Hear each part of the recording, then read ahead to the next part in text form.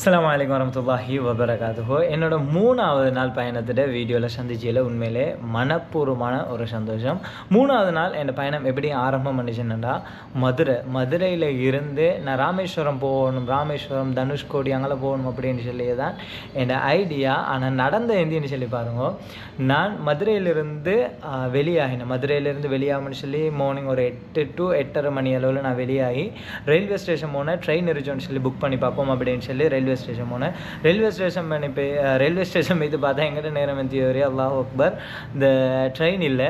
அப்போ உடனே அங்கிருந்து எம்ஜிஆர் பஸ் ஸ்டாண்ட், அதாவது எம்ஜிஆர் பஸ் ஸ்டாண்டுக்கு எந்த ஏர்வாடி எந்த ஒரு பேர் ஒன்று சொல்லி எனக்கு அது தெரியும் சின்னடா கமெண்ட் பண்ணிடுவோம். எம்ஜிஆர் பஸ் ஸ்டாண்டுக்கு நான் உடனே போய்த்து அங்கே போய்த்து அங்கிருந்து நான் அந்த பஸ் ஸ்டாண்டை யோசனை பண்ணி மறந்துட்டேன் எனக்கு சரியா. அப்போ அங்கே பஸ் ஸ்டாண்டுக்கு போய்த்து பார்த்தேன்னு ராமேஸ்வரத்துக்கு பஸ்ஸு இருச்சு. நான் பஸ்ஸு ஏறி இப்போ பெங்களூர் இருச்சு. இப்போ எங்கே போகணுன்னு சொன்னால் ராமேஸ்வரத்துக்கு தான் இருக்குது. பஸ்ஸில் ஏறினேன். டிக்கெட் எடுத்து எவ்வளோன்னு சொன்னால் 120 ரூபா டிக்கெட்டு மதுரையில் இருந்து ராமேஸ்வரத்துக்கு போகிறதுக்கு. இப்போ நான் பஸ் எடுத்தது எப்படின்னு சொன்னால் 9:30 மாதிரி பஸ் எடுத்தது 9:35 மாதிரி டைமை பார்க்க கிடைச்சல. இப்போ நாங்கள் பெய்து சேரி எப்படியும் 2 மணி 2:30 மணி ஆகும் அப்படின்னு சொல்லி சொன்னேன். ராமேஸ்வரம் போகணுன்னு சொல்லி போனால் என்னை அப்படி ஷௌதம். அதுக்கு முந்தின தூங்கல, ஃபுல்லாக டயர்டு. அப்போ ஃபுல்லாக எடிட் பண்ணி அந்த ட்ராவலில் ஏறிச்சு வேண்டிய டயர்டில், அதுவும் அந்த பஸ்ஸில் போகிறது ஷௌதம். இனி ஒரு மூளைக்காய் சார்ந்து கொண்டு சும்மா அப்படியே ரோடை பார்த்துக்கொண்டு ஃபுல்லாக யோசனை பண்ணியே அப்படியே கொஞ்சம் தூரம் போனேன்.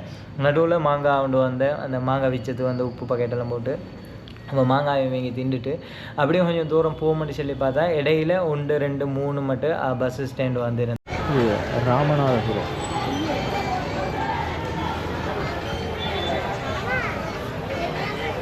பஸ்ஸை நிப்பாட்டிட்டு இருந்து போதுரியா, பஸ்ஸை நிப்பாட்டிட்டு ராமநாதபுரத்தில்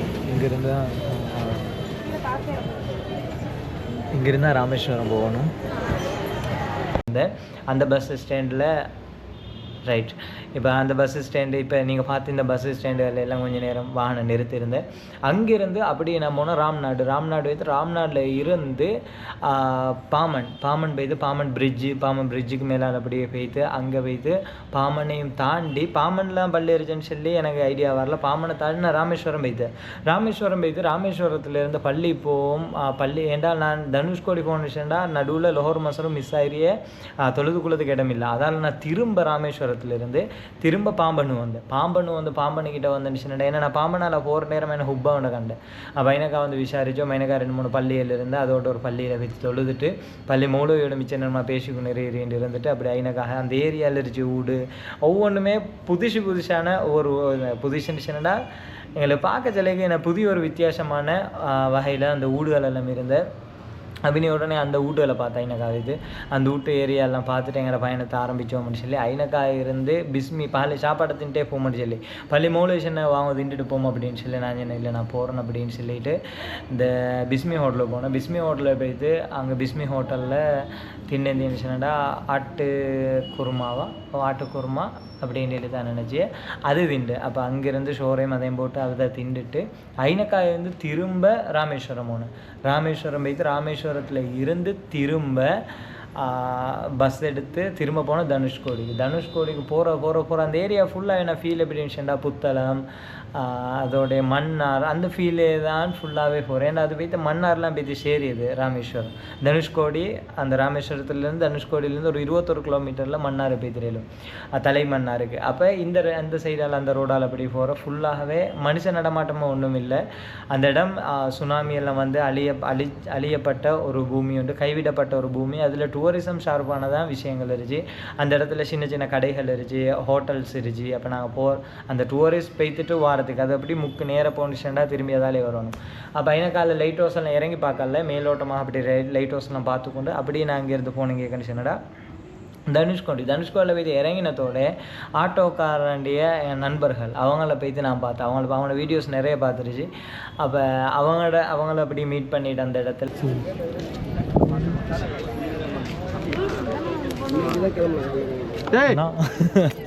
சந்தோஷம். ஸ்ரீலங்கா பேர் சாமி பேருவில் பேருவலை சாமி சாமி சாமி. இங்கே வந்துருக்கீங்க? நான் வந்து இந்தியா ஃபுல்லாக சுற்றி படிக்கிறேன். வேல் ரைடா? வேல்டு சும்மா டூர் ஒன்று. சந்தோஷம் கண்டதில் சந்தோஷம். சாப்பிட்டாச்சா? சாப்பிட்டேன். ஃபோட்டோ எடுத்துக்கலாமா?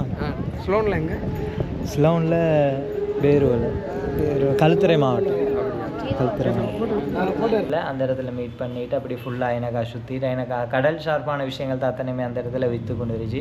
அப்போ உடனே நான் போன பஸ்ஸு ஒரு 15 நிமிஷத்தில் ரிட்டன் திரும்ப இங்கே வாரண்டி சொல்லிச்சேன்னா உடனே அந்த பஸ்ஸில் ஏறி திரும்ப அப்படியே நான் வந்து இங்கேன்னு சொல்லிச்சேன்டா திரும்ப ராமேஸ்வரம் வந்தேன்.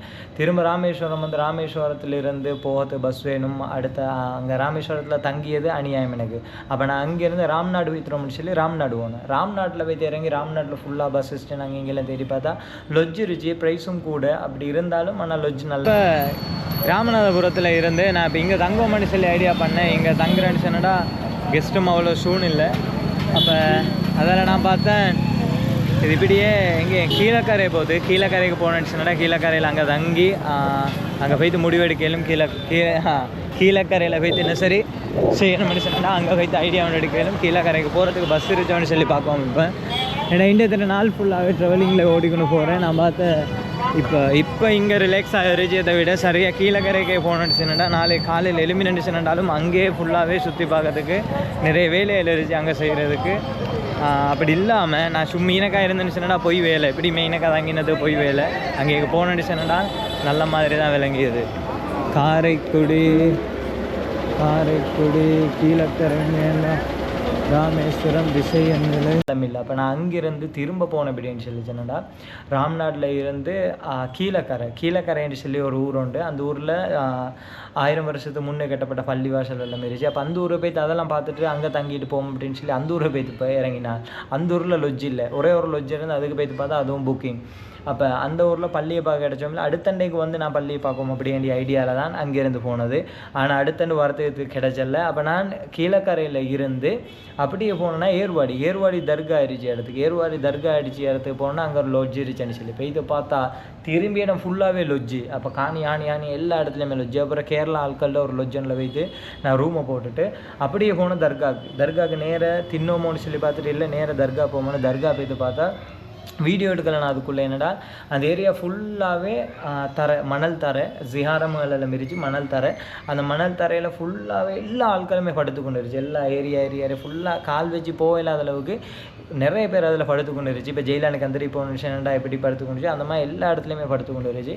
அப்போ அங்கேருந்து அப்படி நான் வெளியில் வந்து ஒரு ஹோட்டலுக்கு போனேன். அங்கே ஹோட்டலில் போய் நைட் சாப்பாடு தின்னோம்னு சொல்லி கொத்தனை போட்டால் வேறு லெவல் இவங்க எப்படி கொத்து போடின்னு சொல்லிச்சாங்கன்னா ரொட்டி பிச்சு போட்டு நாங்கள் டொல்ஃபின் போடிய மாதிரி ரொட்டியை பிச்சு போட்டு அதில் முட்டையை போட்டு அப்படி தான் அடிக்கிறது. உண்மையில் வேறு லெவல் இருந்துச்சு. உண்மையிலே சட்டப்படி சாப்பாடு. நான் ஃபஸ்ட்டு வீடியோ எடுக்காமல் இருக்கோம் அப்படின்னு சொல்லி தான் நினச்சேன். ஆனால் சொன்னா சாப்பாடு சட்டப்படியாக இருக்குது.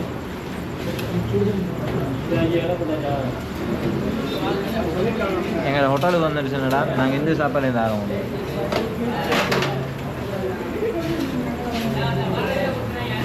ஒரு லிமிட்டாக அதவா எல்லாமே உல்ட்டி ஆயிடுச்சு. இந்த அஜினமோட்டோ அது இது ஒன்றுமே இல்லை.